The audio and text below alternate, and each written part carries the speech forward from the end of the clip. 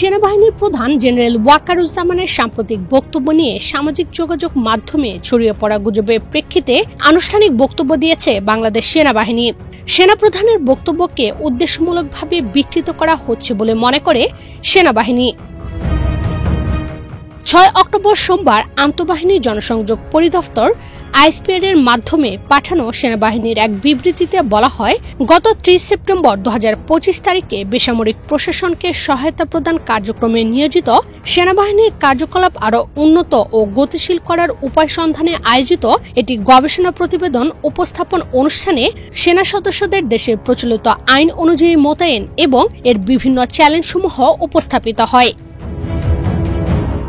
উক্ত আলোচনায় in aid two civil পাওয়ারের জন্য প্রযোজ্য বাংলাদেশ দণ্ডবিধি 127 থেকে 132 ধারা বর্তমানে সেনাবাহিনীকে প্রদত্ত ম্যাজিস্ট্রেসি ক্ষমতা আরোপের মাধ্যমে আইনশৃঙ্খলা পরিস্থিতি নিয়ন্ত্রণে মাঠ পর্যায়ের বিভিন্ন দিক আলোকপাত করা হয়। ওয়ালটন এখন দেশের সীমানা পেরিয়ে পৌঁছে গিয়েছে 50টিরও বেশি দেশে।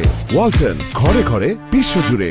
আইনগত, প্রশাসনিক ও প্রাতিষ্ঠানিক শিক্ষা প্রদানের মাধ্যমে মাঠে নিয়োজিত সেনাদল কর্তৃক প্রযোজ্য আইনের ধারা সঠিকভাবে অনুধাবন করে পেশাদারিত্ব ও দক্ষতার সাথে অর্পিত দায়িত্ব সঠিক ও সুচারুভাবে পালনের সক্ষম করাই ছিল এই আয়োজনের মূল উদ্দেশ্য।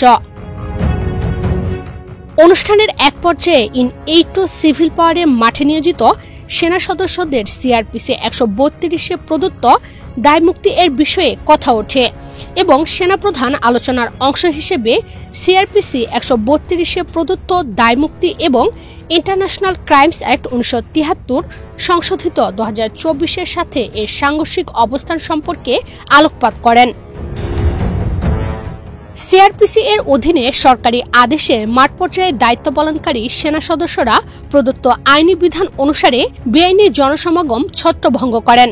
অতএব দায়িত্বরত এই সেনা সদস্যদের আইনগত সুরক্ষা নিশ্চিতের প্রয়োজনীয়তা অনস্বীকার্য। সেনাবাহিনীর পক্ষ থেকে বিষয়টি ইতোমধ্যে সরকারের সংশ্লিষ্ট কর্তৃপক্ষকে অবহিত করা হয়েছে। বিবৃতিতে আরও বলা হয়, আলোচনার কোনো পর্যায়ে সেনাপ্রধান গুম, খুন বা অন্যান্য মানবতা বিরোধী অপরাধে অভিযুক্ত কাউকে দায়মুক্তি দেবার বিষয়ে কোনো কিছু উল্লেখ করেন নাই।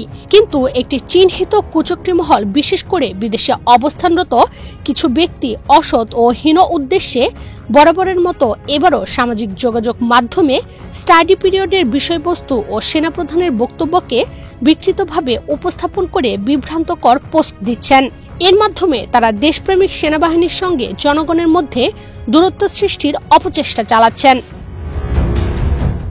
বাংলাদেশ সেনাবাহিনী সর্বদা সংবিধান, রাষ্ট্রের আইন ও জনগণের প্রতি দায়বদ্ধ থেকে পেশাদারিত্ব ও শৃঙ্খলার সঙ্গে দায়িত্ব পালন করে আসছে এবং ভবিষ্যতেও তারা তা অব্যাহত রাখবে।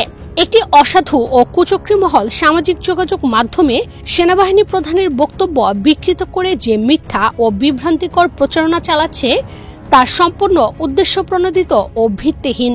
এমতাবস্থায় এ ধরনের বিভ্রান্তিকর ও অসত্য তথ্যের প্রতি সতর্ক থাকার জন্য জনসাধারণকে বিনীতভাবে অনুরোধ জানানো হচ্ছে।